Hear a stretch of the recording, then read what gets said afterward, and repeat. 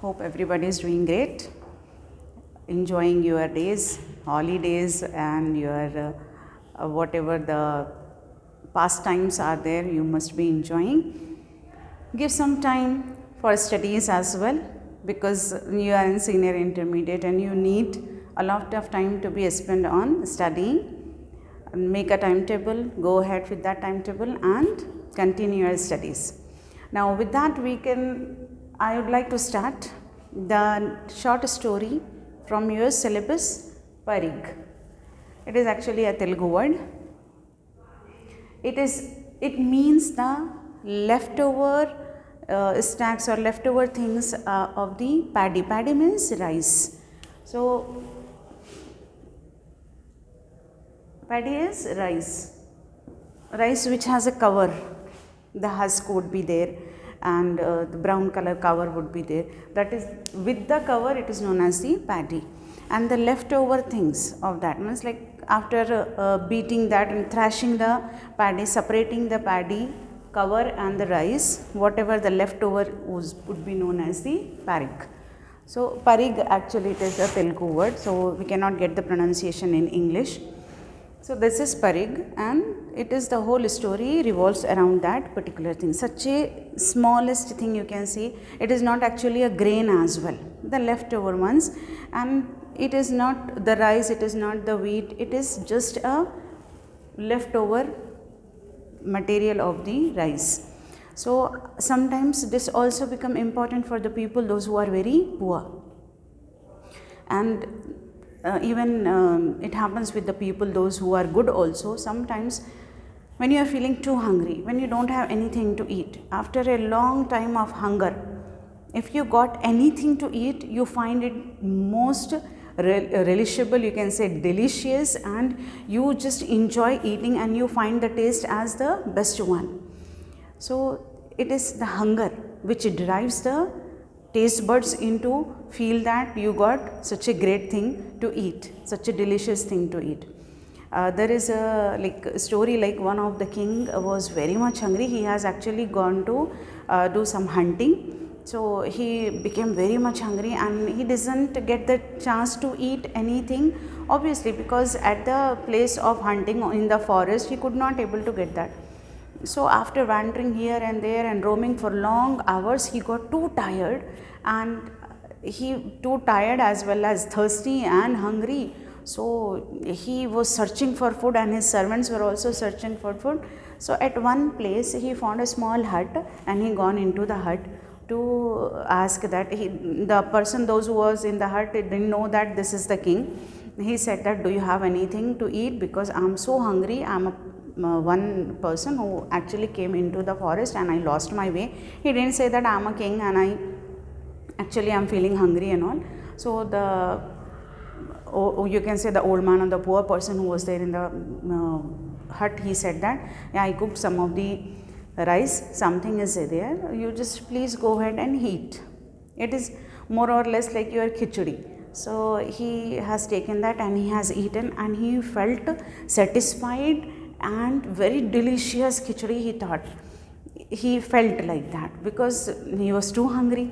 He went back to his palace and he said to his cook to cook the same type of khichdi, whatever he has eaten, into the small hut.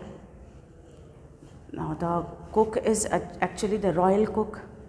He put the pure ghee and all the dry fruits, whatever he can able to, and he cooks such a ravishing, delicious khichdi. But when first morsel he has taken, the king has said, no, that doesn't have the taste.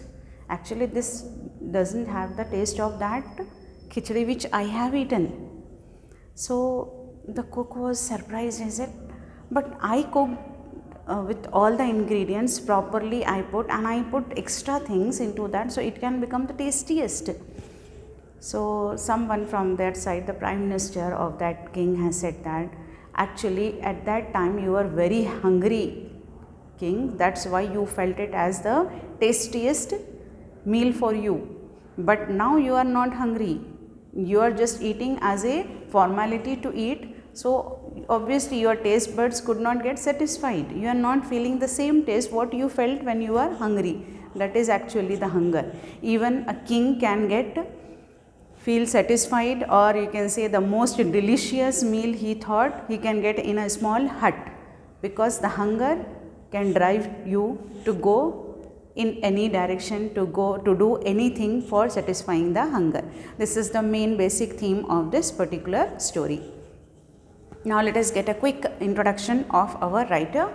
He is Vattikota Alvar Swami. He has taken birth in 1915 and died in 1961. He belonged to Nalgonda district from Telangana. He is actually belonging to upper caste but a poor family. Though he was an upper caste but belongs to a poor family. He was a Telugu writer, human rights activist and a communist leader. So his writings are all in Telugu. It's being translated by the other person in English. So he actually fought for the human rights, that if suppose some persons are under the cruelty or atrocities of the other people, he tried to help them out. He tried to help the needy by providing whatever the legal facilities or whatever the facilities they need, he wanted to provide them. That's why he is a human rights activist. And the next is, he is a communist leader. He wanted to maintain, for communism, he wanted to maintain rich and the gap between the rich and the poor to be very less. That is actually the communism, socialism and communism. So he loved to be a leader for the Communist Party. So he is a communist leader itself. Okay, and he participated in people's struggles and went to jail. Many times he participated at many rallies, campaigns, wherever agitations are there, strikes are there. If they are good, if they are for the human rights, for the freedom of the people, for the poor people, if it is there, he definitely participated into that. And many times because of that he went to jail, and he knows about the atmosphere of the jail, how the people behave with the prisoners, how the atmosphere, or you can say inside the cell, inside the prison, what are the difficulties people face, and what are the problems they have come for, why they have come to the prison, and how many people are there who are coming regularly as the sufferers, and sometimes they come on wrong claims or wrong blames. So he has seen all these things and he has got all the experiences. He not read many things, he hasn't have a degree more, but he has the real life experiences, and that experiences inspired him to write down, and that's why he wrote many of the stories and the novels in Telugu language. Especially this short story is based on the background of the atrocities, or you can say the cruelties done by the Nizams during their rule in 1940s on the people of the poor class, and how the caste system and the class system has made the people suffer a lot. There were landlords, there were the laborers, there were upper caste and there were the lower caste. So how these people, how the landlords and the upper caste people have like you can say make the life difficult or make the life troublesome for the lower caste and the poor people, and how the poor people has been caught up into the wrong blames and false claims, and they have been put into the prison for for many months, many years, and nobody was there to take care of them, and nobody was there to ask their problems as well, because nobody want to help the poor. It is still going on in our life. Now here is that about the story, the starting background of the story. Like today also it is happening. Social and economic inequality prevails in our country. Social inequality means not giving the proper place and position to everybody. The caste system, the class system, rich, poor, this caste, that caste, all the social inequality in the society. Whatever it is related to society comes under your social. And economic, finances, money. So everybody would not get the same wages. Even we have the problem with the genders also. The laborers, if the male laborer can get more amount and more wage, whereas the female labor get the less wage.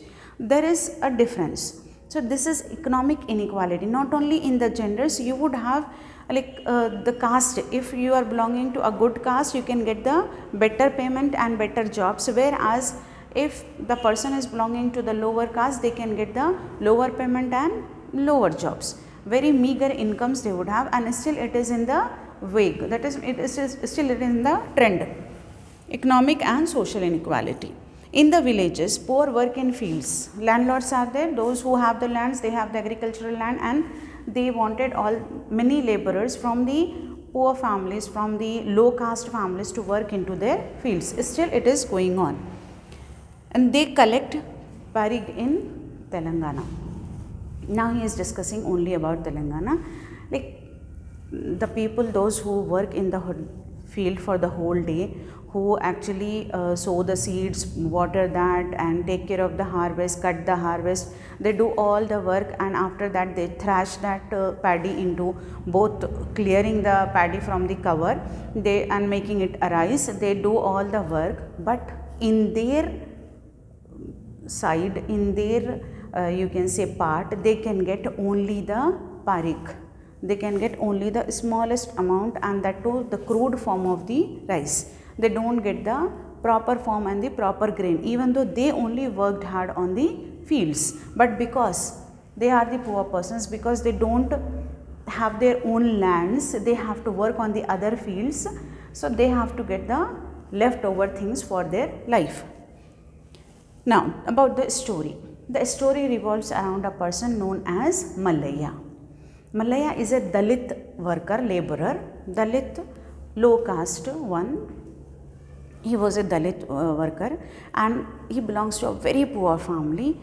He has to work on turns. He has to work on turns, and that particular laborer position, or you can say the name of that position or the post is Vantu Madiga. These people have to work on the fields, of the fields, wherever their landlords wanted them to, they have to go and work it out.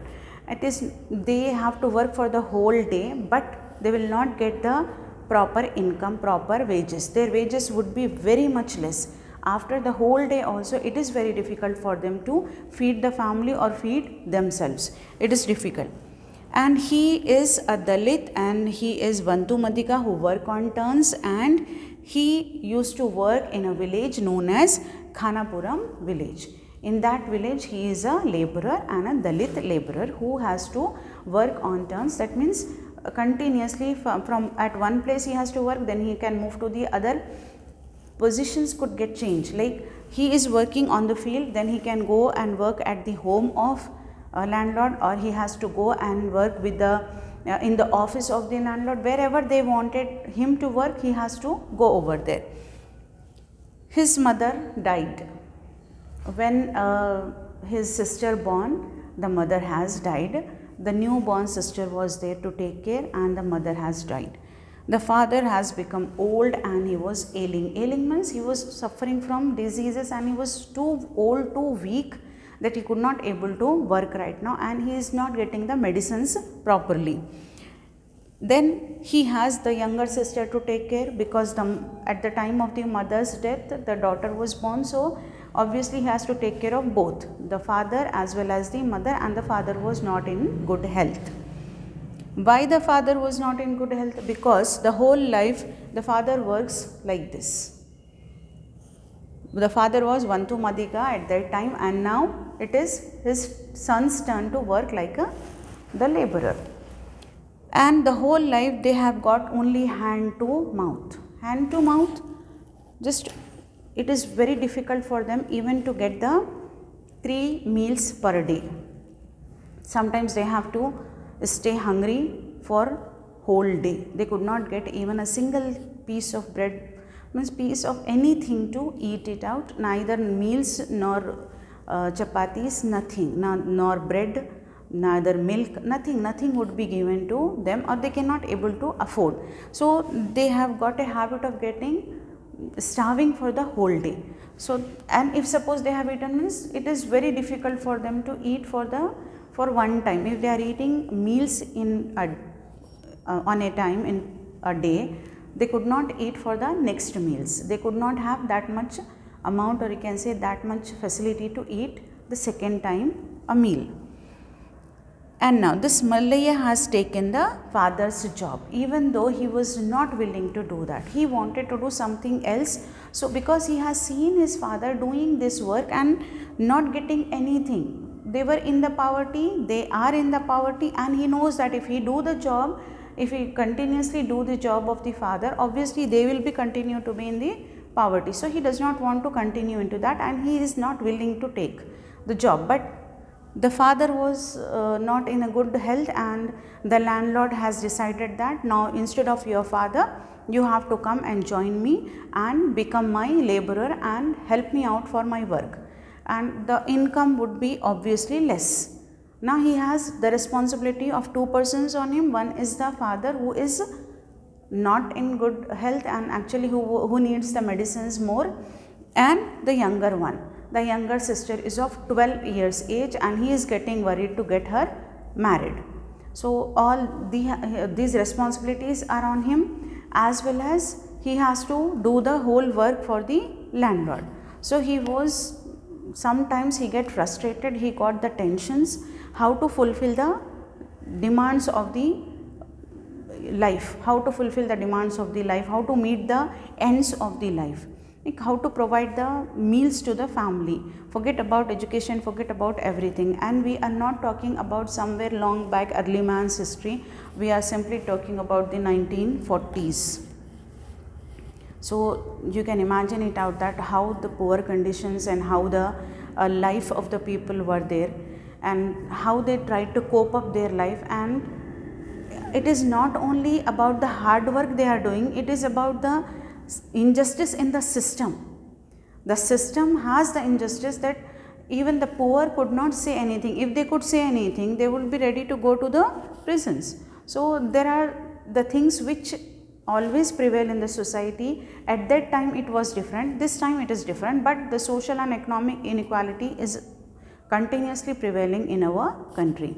So the further explanation will go ahead in the next class. We will try to complete the explanation. By the time, take care, have a nice day.